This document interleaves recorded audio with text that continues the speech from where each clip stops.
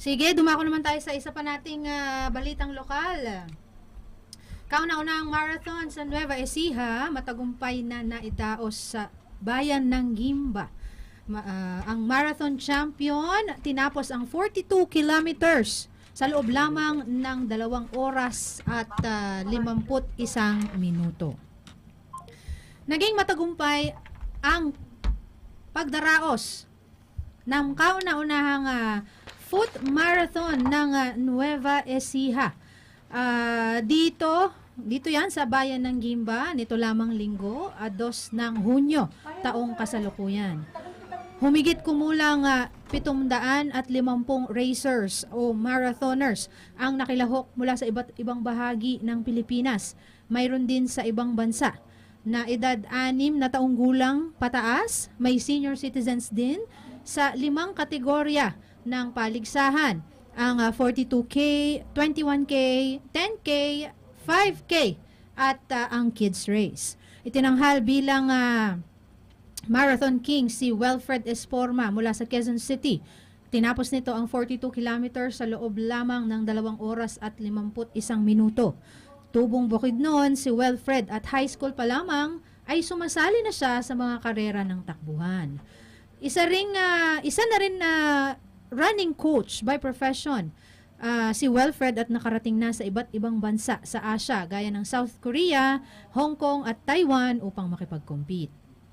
Itinanghal naman bilang marathon queen si Lani Adawag mula sa lalawigan ng Pangasinan na tinapos ang 42 kilometers sa loob lamang ng 3 hours and 41 minutes.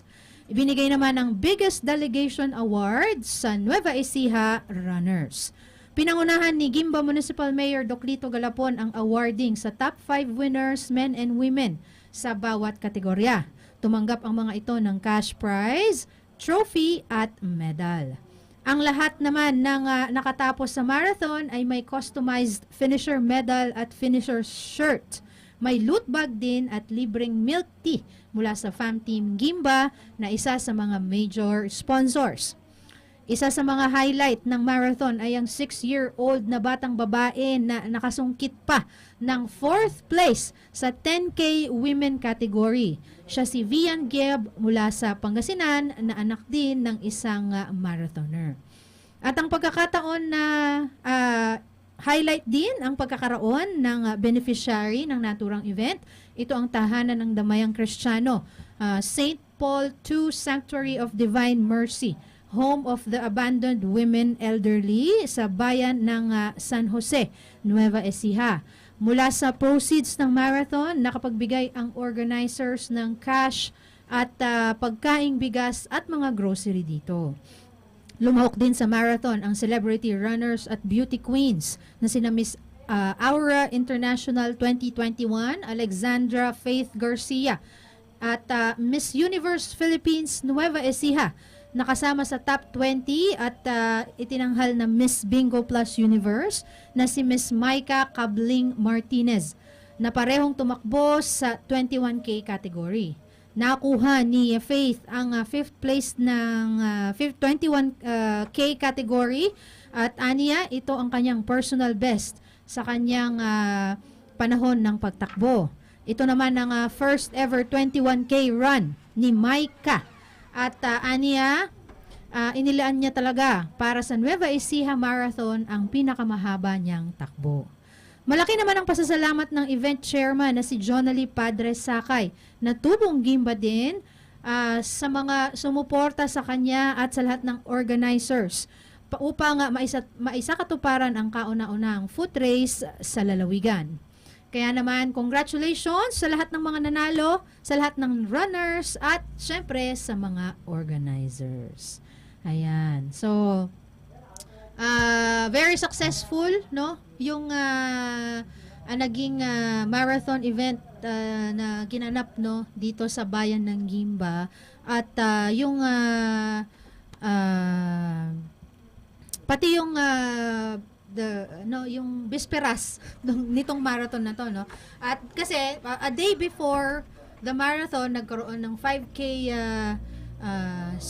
Shakeout Sundown Run at nagkaroon din ng concert ang Inner Voices Isa sa mga local bands natin dito sa Pilipinas na award-winning din at napakagaling nilang mag-perform at mag-entertain talaga ng mga listeners nila at viewers nung the night before the actual marathon, ano?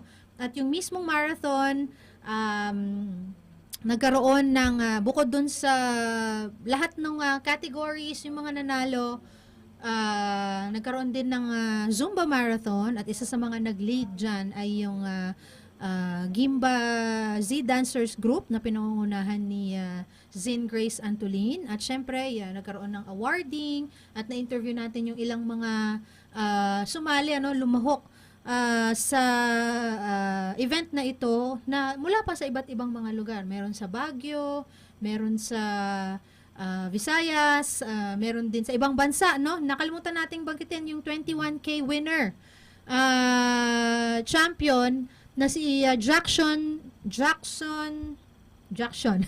Ang 21K winner ay si Jackson Chirchir na mula sa bansang Kenya, no? Actually, before siya nag-join dito sa Nueva Ecija Marathon, galing pa siya ng Kuala Lumpur, Malaysia, para maki-join lang dito sa ating marathon. At nanalo siya ng 21, champion siya sa 21K category. Tinapos niya ang 21 kilometers sa loob lamang ng 1 hour and 16 minutes. O, di ba?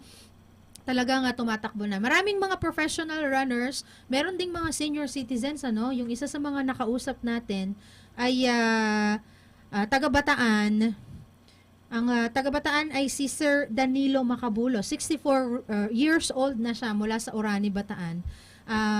Tumatakbo siya since 2018. Tapos, nagsimula lang siyang tumakbo nung nagkaroon siya ng diagnosis na sakit sa tuhod. Or meron siyang parang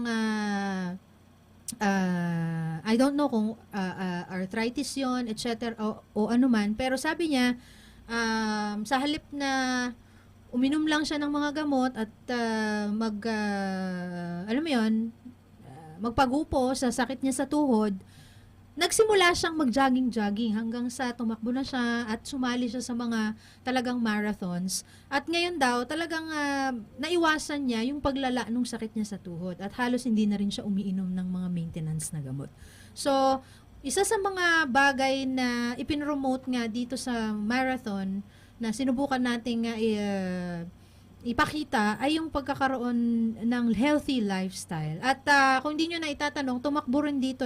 I think ito medyo sikat ito, yung The Run Nurse, yung running nurse, na nagkaroon tayo ng pagkakataon na may interview siya during sa ating live broadcast at sabi niya na talagang inirerekomenda niya ang pagkakaroon ng active na lifestyle at isa nga yung pagtakbo talaga sa pupwedeng makatulong sa ating kalusugan kasi yung maitutulong niya sa yung sirkulasyon ng ating dugo at yung pag-function ng ating mga iba't ibang parte ng ating katawan, makakatulong talaga yung pagkakaroon ng active lifestyle. At isa na nga dyan, yung pagtakbo at pag-join sa mga katulad nito ng mga marathon o kahit mga fun runs lang. At malaki din ang tulong sa ating mental health. Kasi marami kang makikilala talaga na mga runners mula sa iba't ibang lugar. At yan yung isa sa mga nakita ko nung in-interview ko yung mga sumali, lumahok. At meron din akong nakilala na mula naman sa Dasmariñas, Cavite. Lalayo ng pinanggalingan nila. Si Ma'am Caroline Ilagan, na cancer survivor. Meron siyang breast cancer before at mahigit 1 taon pa lang siyang tumatakbo. At isa yung pagtakbo sa mga talagang tumulong sa kanya para hindi siya rin igupo nung sakit niya na cancer. At kwento sa akin nung manugang niya na si Muffin, nakasama niyang tumakbo, ay sabi niya, ito talaga yung si Ma'am Caroline ay marami na rin sakit, no? May mga iba-ibang opera at iba-ibang mga tinanggal na rin na mga laman-laman loob niya. At yung isa sa breast niya ay tinanggal na rin, no? Kaya naman thankful siya sa mga ganitong klaseng mga events kasi ayun, nakakapag-join siya na makasama, no? Nakakapag-join siya sa mga ganitong klaseng mga activities, no? Hindi lang sa kanilang lugar sa Cavite, no? In fact, I think July next month pupunta sila ng Ifugao para tumakbo ulit, no?